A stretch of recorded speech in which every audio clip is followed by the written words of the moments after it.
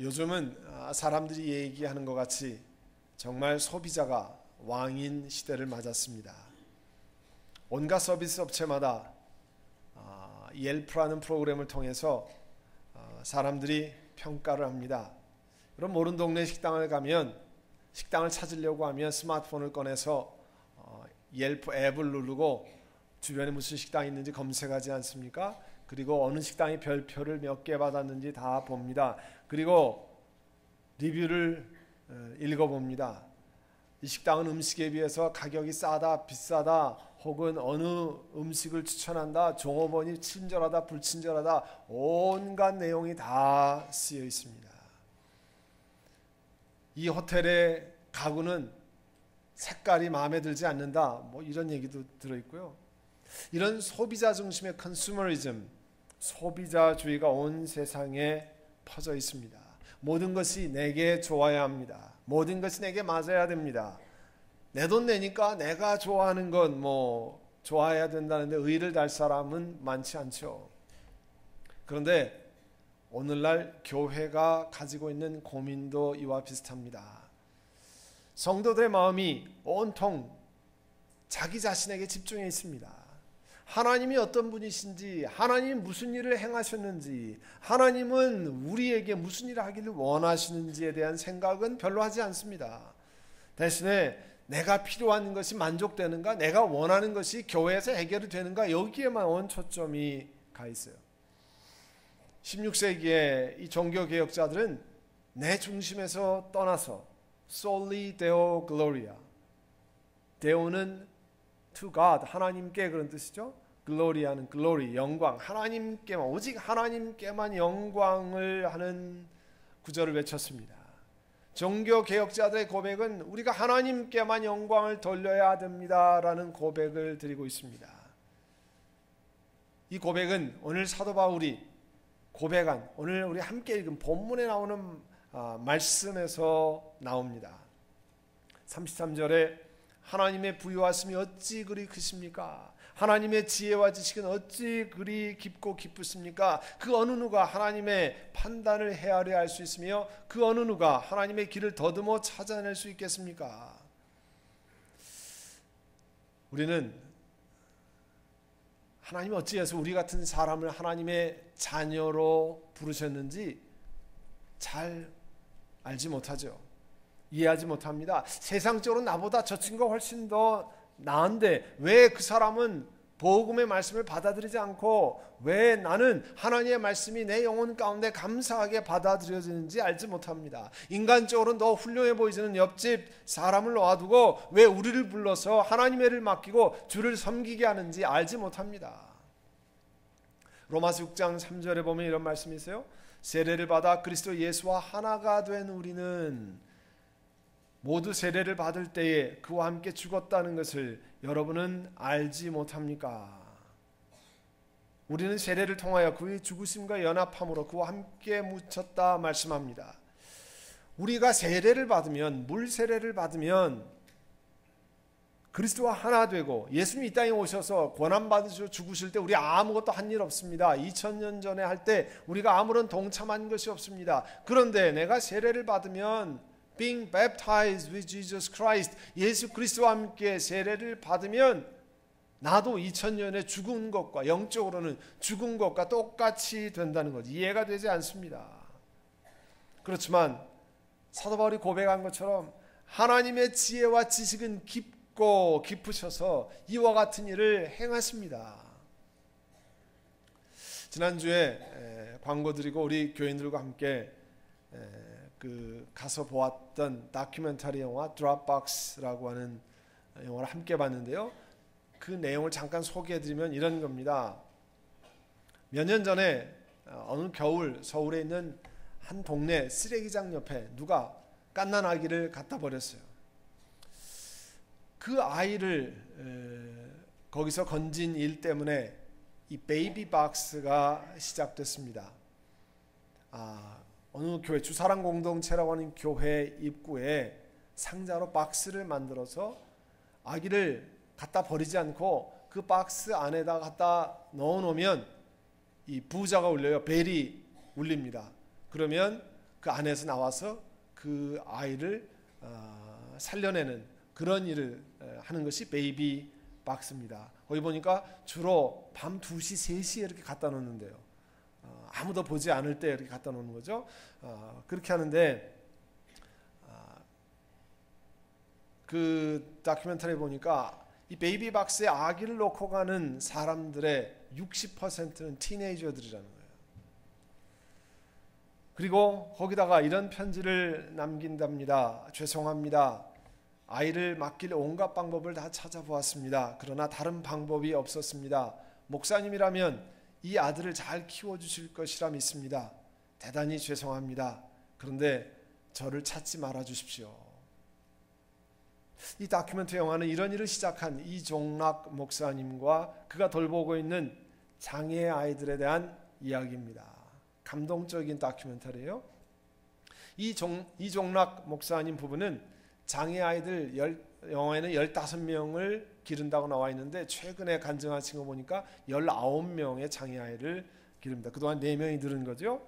그런데 이 60이 막 넘으신 이 목사님에게는 친아들이 있어요. 위에 딸이 있고 밑에가 아들인데요. 26살 난 아들.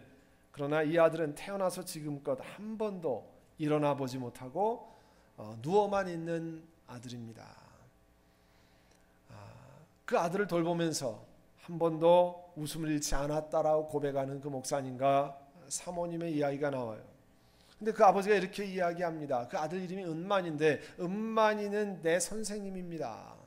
은만이 덕분에 아이들을 돌아보고 생명을 건지는 일을 할 수 있게 됐습니다. 이 장애 아이들이 이 땅에 온 목적이 다 있습니다. 그 목사님이 이렇게 얘기하세요. 그가 집사 때입니다.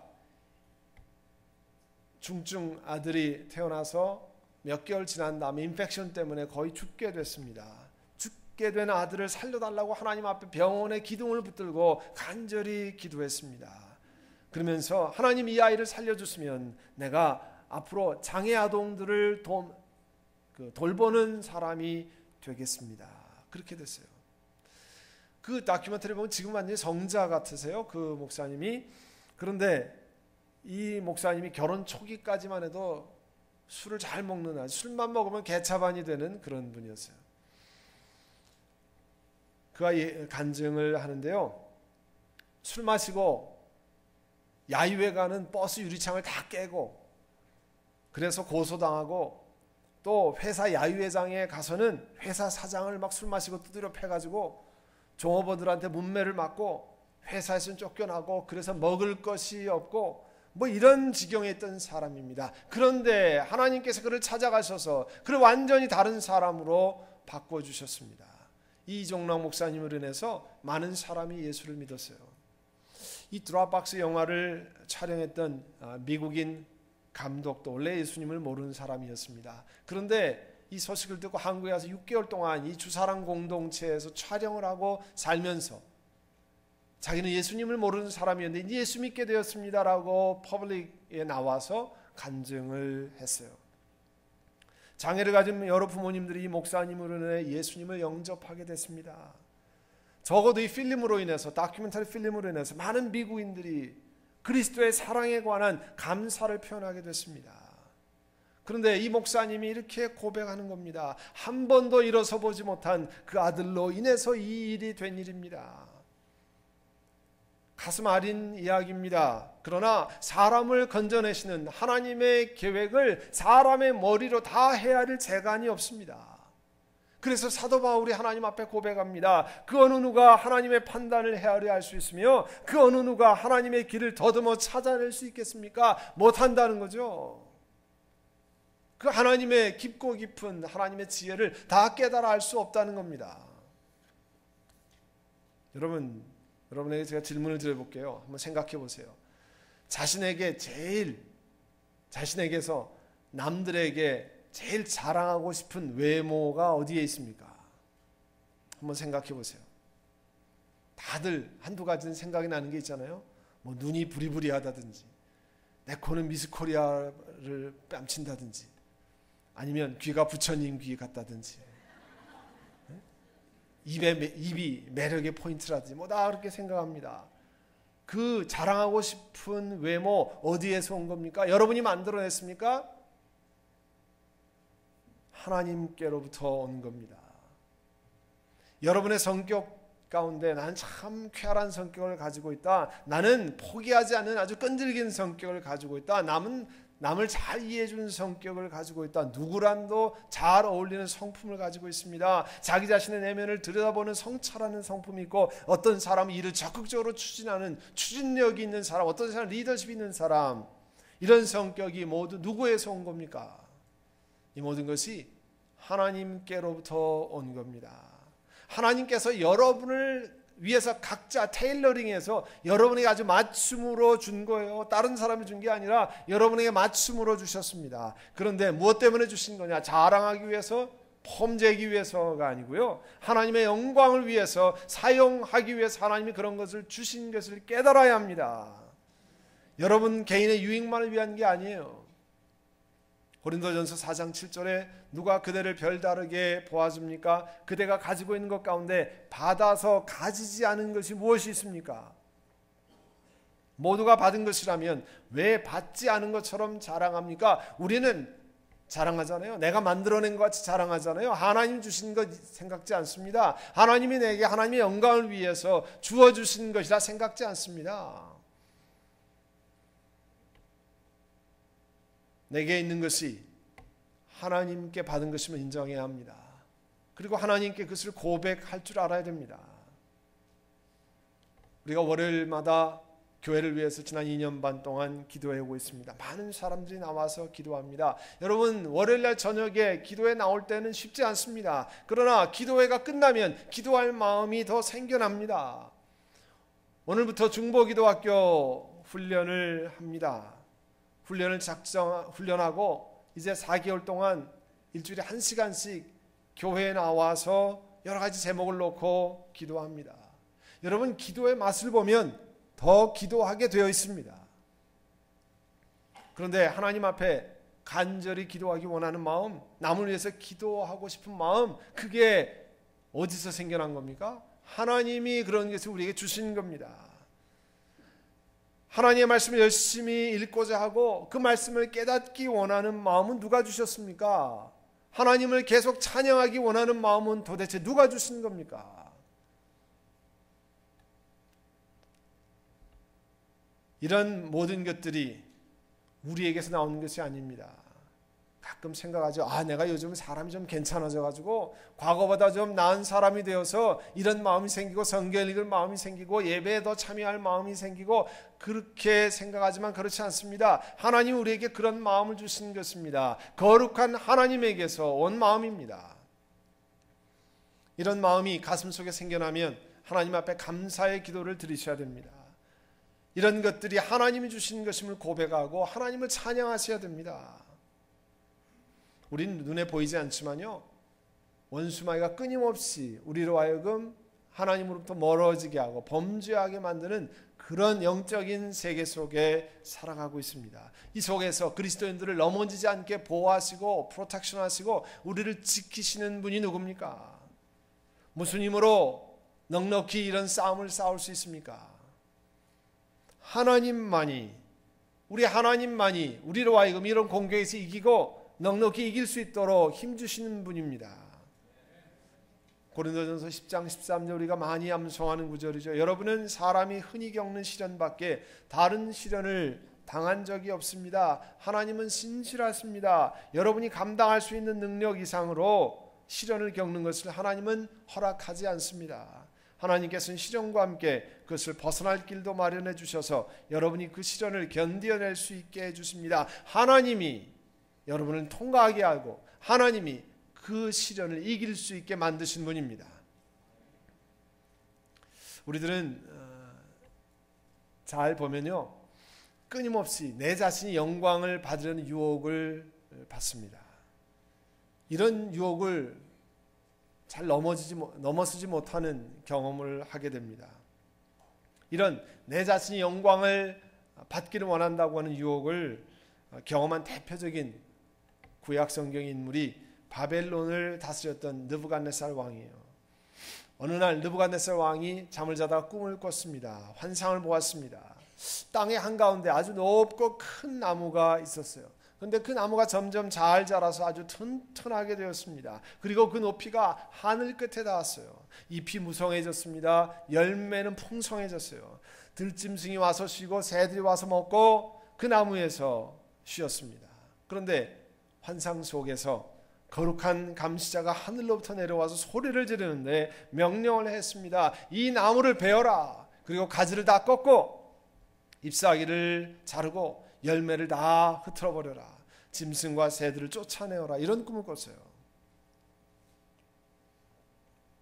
느부갓네살 왕이 꿈을 꾼다면 이게 무슨 뜻인지 알 수가 없거든요. 그래서 꿈을 해석할 수가 없어서 다니엘을 불렀습니다. 다니엘아, 이 꿈을 해석해달라. 그 이야기를 들은 다니엘이 왕에게 제가 왕이시여 내가 이 꿈을 해석해드리고 싶지 않습니다. 다른 사람에게 꿈을 해석했으면 참 좋겠습니다. 그래도 그 꿈을 해석하라는 명령을 받고 할 수 없이 해석한 내용이 이렇습니다. 강대해진 느부갓네살 왕이 하나님의 징계를 받아서 사람에게 쫓겨나고 들짐승과 함께 살게 되고 그리고 소처럼 풀을 뜯을 것이라고 하는 아주 참담한 꿈 해몽을 전달해 줬어요. 그런데 다니엘은 그 해몽만 한 것이 아니라 그 꿈 끝에 조언을 아끼지 않았습니다. 뭐라고 말씀했냐면 왕이시여 당신이 하나님의 징계를 받게 되는데 그 하나님의 징계에서 해결받을 수 있는 길이 있습니다. 무슨 길이냐면 공의를 행하고 가난한 백성에게 자비를 베풀어서 당신의 죄를 사함받도록 하는 길이 있습니다. 이런 경고를 다 들었어요. 하나님이 너 징계하실 것이다. 그리고 징계에서 피하려면 이러이러한 길이 있다라고 하는 사실을 다 들었습니다. 그렇게 하고 다니엘서 4장 29절 이하에 보면 12달이 지났어요. 어느 날 왕이 바빌론 왕궁 옥상에서 거들었습니다.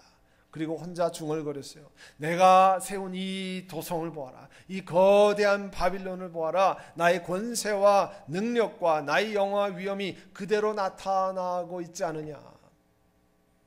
그 찬란한 도성을 바라보고 자기가 얼마나 위대한 왕인지, 자기가 얼마나 능력이 있는지 전부 내가 하고 내 능력으로 하고 내가 했다는 것을 이렇게 선포했습니다. 자랑했어요. 여러분, 우리도요, 깜빡 잘못하면 내가 이민 와서 열심히 살고 내가 애지중지 자녀들을 잘 길러서 성공하고 내가 수고해서 회사에서 승진하고 내가 지혜가 좋아서 비즈니스가 탄탄대로를 걷고 내가 교회를 섬겨서 내가 이렇게 중요한 일을 하고 이렇게 생각할 때가 참 많습니다. 우리들과 비슷해요. 그런데 느부갓네살 왕이 이렇게 자기 자신을 영어롭게 하니까 하나님께서 바로 말씀을 주셨습니다. 이 말이 왕의 입에 채 떨어지기도 전에 하늘로부터 내려오는 말소리가 들렸는데 느부갓네살 왕아 내가 너에게 선언한다. 왕권이 내게서 떠나갔다. 너는 사람 사는 세상에서 쫓겨나서 들짐승과 함께 살고 그리고 소처럼 풀을 뜯어먹을 것이다. 7년이 지나야 내가 다시 제정신이 돼서 다시 나라를 다스릴 수 있을 것이다. 뭐 이런 말씀을 주셨어요. 그 순간 바로 그는 왕위에서 쫓겨났습니다. 그리고 사람 사는 것이 아니라 들짐승과 같이 살게 됐습니다. 몸은 하늘에서 내리는 이슬에 다 젖고 머리카락은 독수리의 깃털처럼 막 자라나고요. 손톱은 새 발톱같이 길어졌다고 그랬습니다. 하나님이 하신 일을 내가 했습니다 하는 것을 하나님이 징계하셨습니다. 자신의 영광을 받으려고 했던 느부갓네살을 하나님이 처절한 고난 가운데 두셨습니다. 시편에 보면요, 이게 다 내가 했습니다 하는 것과는 아주 대조적인 시편이 나타납니다. 시편 8절에 보면, 시편 8편에 보면요, 이 모든 것이 하나님께서부터 하나님이 하신 것입니다. 이 모든 것이 하나님께로 영광을 돌려야 합니다. 그런 정말 찬양이 담긴 고백을 시편 8편에서 하고 있어요. 그 시편 8편 1절과 9절이 이런 가사로 시작됩니다. 여호와 우리 주여, 주의 이름이 온 땅에 어찌 그리 아름다운지요, 어찌 그리 아름다운지요. 하나님 아버지, 주의 이름이 온 땅에 어찌 그리 아름다운지요. 세상의 모든 것들이 하나님으로부터 말미암아 되었습니다. 이 모든 것이 하나님께로 지어졌습니다. 이 시편은요, 모든 것이 사람의 능력으로 오는 것이 아니라 하나님으로 시작해서 하나님으로 끝난다고 하는 것을 말씀하고 있습니다. 오늘 본문의 맨 마지막은 사도 바울이 하나님의 영광을 찬양하기 위해서 욥기 41장 11절을 인용하고 있어요. 욥이요, 뭐라고 생각했냐면, 내가 그래도 하나님의 길과 하나님의 행동에 관해서 적어도 한두 가지를 알고 있습니다, 이렇게 생각했어요. 그런데 하나님께서 욥을 찾아오셔서 질문하셨습니다. 그리고 그 질문에 대한 대답을 하면서 내가 아무것도 알지 못하는구나, 내가 다 알 수 있다고 생각했는데 아무것도 아니구나 하는 것을 알게 됐습니다. 하나님께서 욥에게 그가 바다 깊은 곳에 있는 전설적인 괴물인 리워야단이라고 하는 것을 길들일 수 있는지 물었어요. 당연히 길들일 수 없죠. 그 괴물을 어떻게 길들이겠습니까? 하나님께서 아무도 리워야단을 대항할 용맹이 없는데 누가 능히 나를 당할 수 있느냐? 이 세상에 이런 것들을 하나 감당하지 못하면서 어떻게 하나님을 대항할 수 있느냐 물었습니다. 그래서 누가 먼저 무엇을 드렸기에 주님의 답례를 바라겠습니까? 이걸 현대인의 번역으로 하면요, 하나님께 먼저 드렸으니 하나님이 갚아주셔야 한다고 말할 사람이 누가 있습니까? 혹시 여러분 가운데 하나님께 많이 드렸기 때문에 하나님이 이걸 갚아주셔야 된다라고 생각하시는 분 있습니까? 하나님이 여러분에게 주시기 전에 하나님 앞에 많이 드렸기 때문에 하나님이 나를 갚아주셔야 된다, 혹시 이렇게 생각하시는 분 있습니까? 착각하면 그렇게 얘기할 수 있겠죠. 그러나 하나님 앞에 우리가 먼저 드리는 게 없지 않아요. 오늘 암송하는 구절도 그것 아닙니까? 우리가 아직 죄인 되었을 때 하나님 그리스도께서 우리를 위하여 죽으심으로, 우리가 아직 죄인 되었을 때 하나도 사랑받을 만한 구석이 없을 때 그리스도께서 먼저 우리를 위해서 죽으셨습니다. 그래서 사도 바울이 이렇게 고백합니다. 만물이 그에게서 나고 그로 말미암아 있고 그를 위하여 있습니다. 그에게 영광이 세세 있기를 원합니다. 다른 번역은 이렇게 되어 있어요. 만물이 다 그분에 의해서 창조되었습니다. 그분을 통해서 생동을 얻습니다. 생명을 얻습니다. 그분을 위해서 존재합니다. 하나님께 길이 영광을 돌립시다. 실제로 세상의 모든 만물은 하나님께서 나오는 겁니다. 하나님께로부터 말미암는 거예요. 또 하나님께로 돌아가기 때문에 오직 하나님께 영광, Soli Deo Gloria라고 말할 수밖에 없습니다.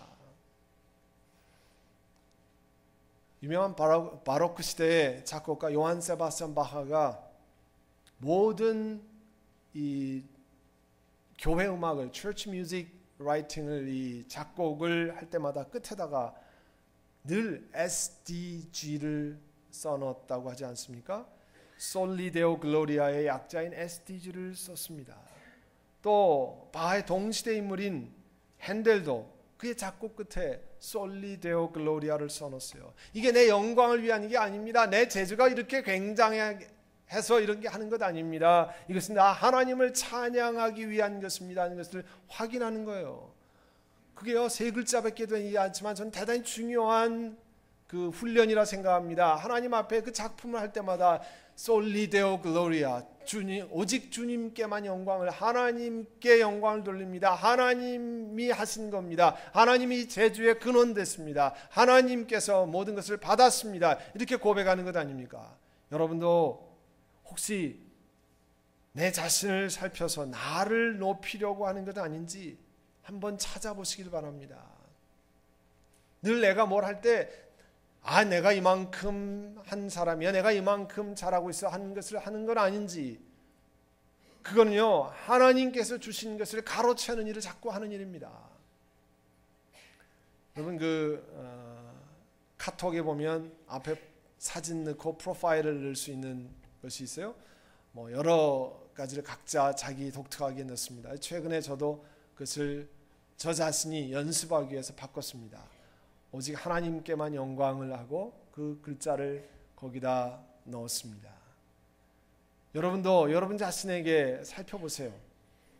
내가 내 일터에서 일하면서, 가정에서 자녀를 양육하면서, 혹은 주의 교회를 섬기면서 Soli Deo Gloria, 하나님께만 영광을 돌리면서 하는지, 아니면 내 자랑, 내가 이만큼이라고 하는 것을 드러내기 위해서 하는지요. 이제부터 우리 온 교회가 우리 자신을 살펴서 모든 것이 하나님께로부터 온 것입니다 고백하며 하나님께만 영광을 돌리는 모두가 되시기를 간절히 바랍니다. 기도하겠습니다. 여러분, 이 시간엔 음악에 맞추어서 개인적으로 회개하는 시간을 갖기를 원합니다. 하나님께 마땅히 드려야 할 영광을 내가 한 것으로 알고 가로채는 것은 아닌지, 하나님께 드려야 하는 영광을 이건 내 재주가 훌륭해서 한 것입니다 하고 내가 그렇게 하는 건 아닌지, 이 시간 우리 회개하고 주님 앞에 나가는 시간을 갖도록 하겠습니다. 사랑하는 아버지 하나님, 저희 자신의 면면을 살펴볼 때 하나님께서 주신 것을 내가 만들어낸 것 같이, 내가 생각해낸 것 같이 착각하고 내게 영광을 돌리고 또 높임받기를 원했던 저희들의 잘못을 용서해 주시기를 원합니다. 하나님께로부터 왔고 하나님이 공급해 주셨고 하나님이 근원 되신 것을 내가 한 것처럼 착각하며 살았던 저희들을 용서하여 주시옵소서. 하나님이 이 모든 것의 근원이 된 것을 우리 교회가 우리가 한 것처럼 착각하고 살았던 것을 용서해 주시기를 원합니다. 참으로 하나님께서 하시고 하나님이 공급하시고 하나님이 주인 되신 것을 감사하며 살아가는 저희를 되게 하여 주옵소서. 예수님의 이름으로 기도하옵나이다.